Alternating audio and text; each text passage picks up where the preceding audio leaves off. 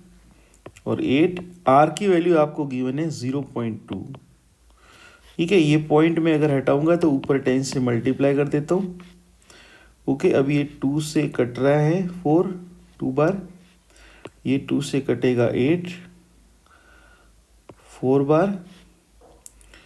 ठीक है, और ऊपर 6 कटेगा 2 से 3। ओके, और ये 2 से कटेगा 2, तो टोटल अपना आ गया देखो 9/2 पाई इंटू 10⁻⁻7। ओके, यहाँ से देखिए स्टूडेंट्स वैल्यू पुट कर देंगे। पाई की वैल्यू होती है 3.14 इंटू 10⁻⁻7। अब आपको क्या करना है, 3.14 को मल्टीप्लाई कर देना 9 से और उसको डिवाइड कर देना है 2 से। 3.14 को मल्टीप्लाई कर देना 9 से, डिवाइड कर देना है 2 से। तो अब ये आ रहा है आपका 14.13।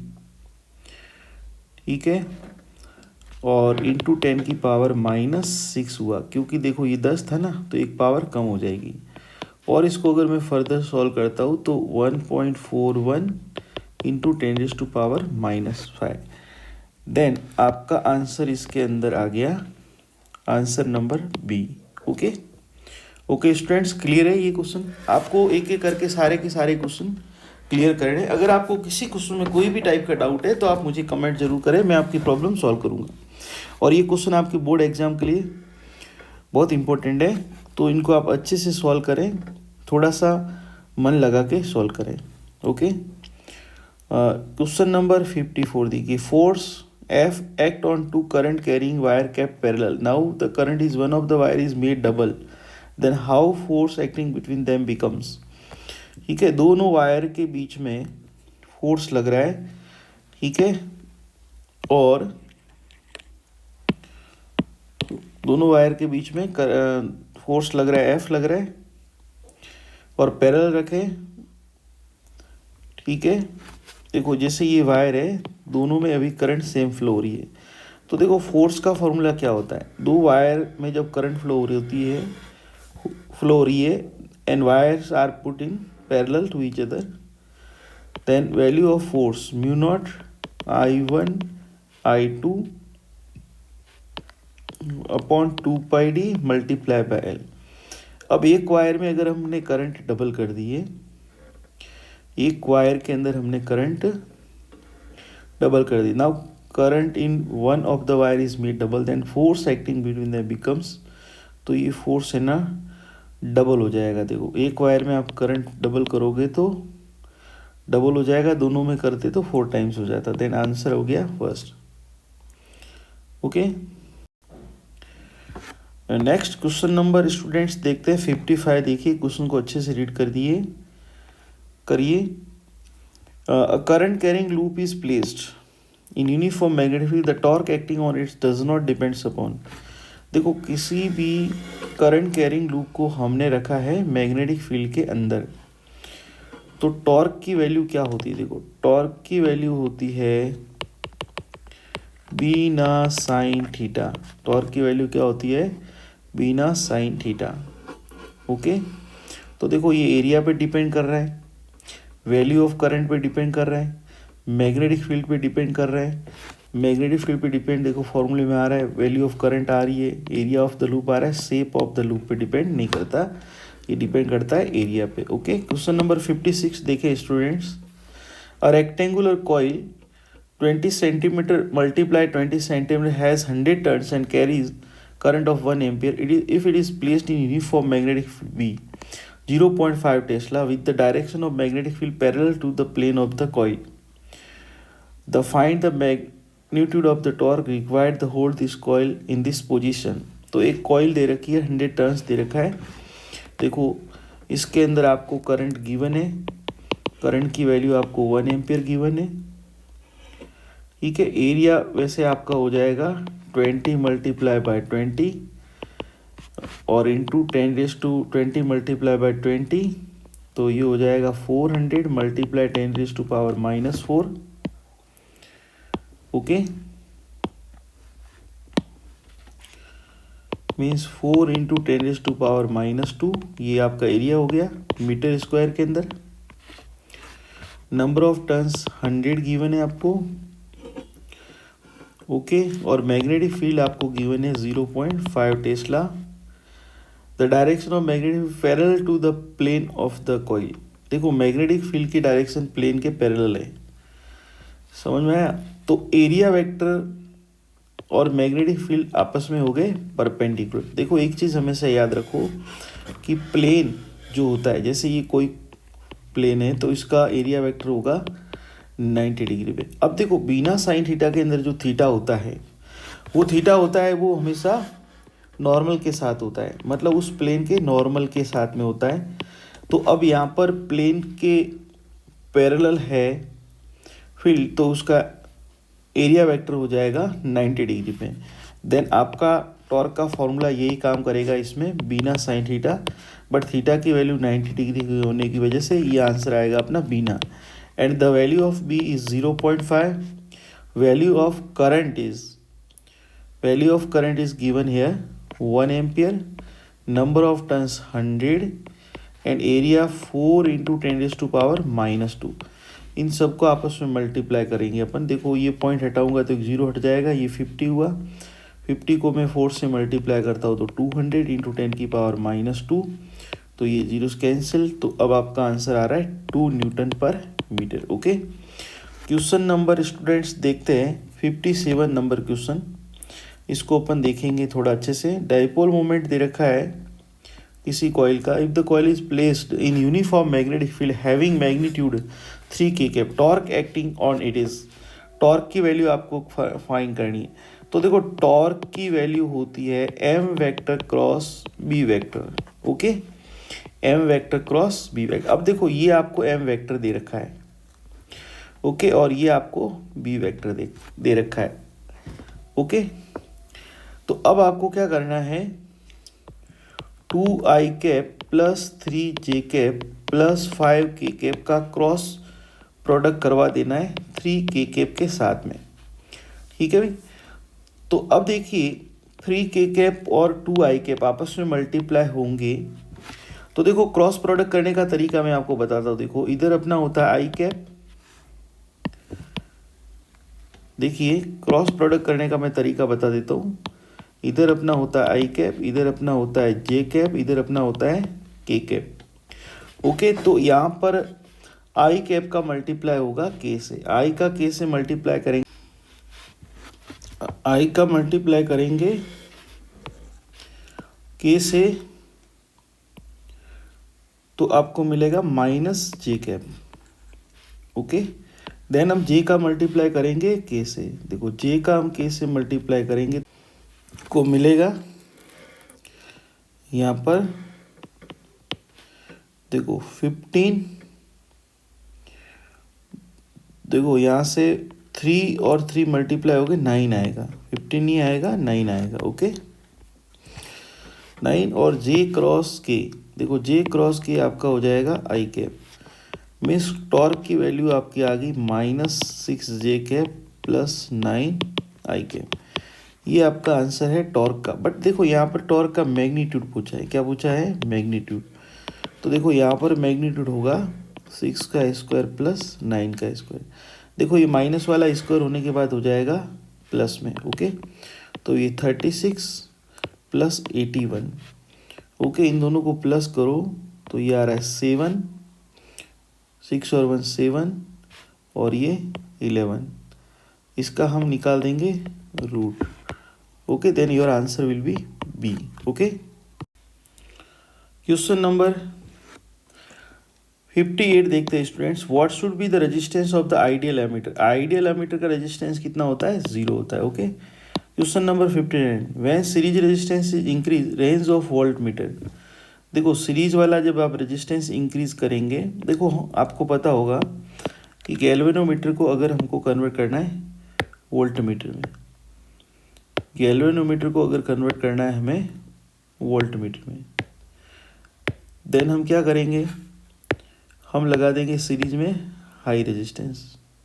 ओके, हम लगा देंगे सीरीज के अंदर हाई रेजिस्टेंस। ओके,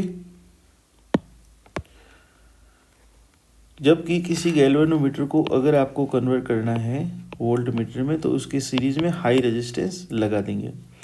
अब देखिए ये क्या बोल रहा है, देखो सीरीज रेजिस्टेंस आप इंक्रीज करोगे तो गैल्वेनोमीटर की रेंज पे क्या इफेक्ट पड़ेगा, इसकी रेंज देखो, इसकी रेंज इंक्रीज हो जाएगी। जितना आप ज़्यादा हाई रेजिस्टेंस लगाओगे उतनी उसकी रेंज बढ़ जाएगी। क्वेश्चन नंबर 60 देखिए, in order to increase the sensitivity of moving coil galvanometer should be decreased.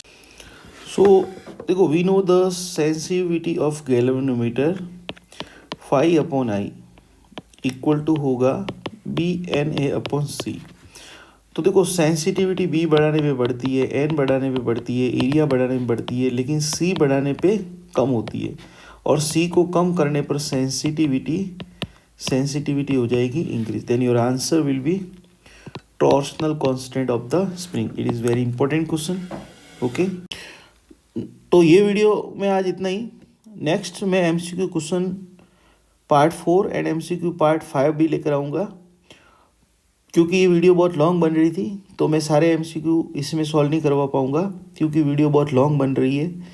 मैं नेक्स्ट आपके दोनों पार्ट के वीडियो में अपलोड कर दूँगा। तो बच्चों ये वीडियो को अच्छे से देखें और कमेंट ज़रूर करें, चैनल को सब्सक्राइब ज़रूर करें और चैनल को ज़्यादा से ज़्यादा शेयर करें।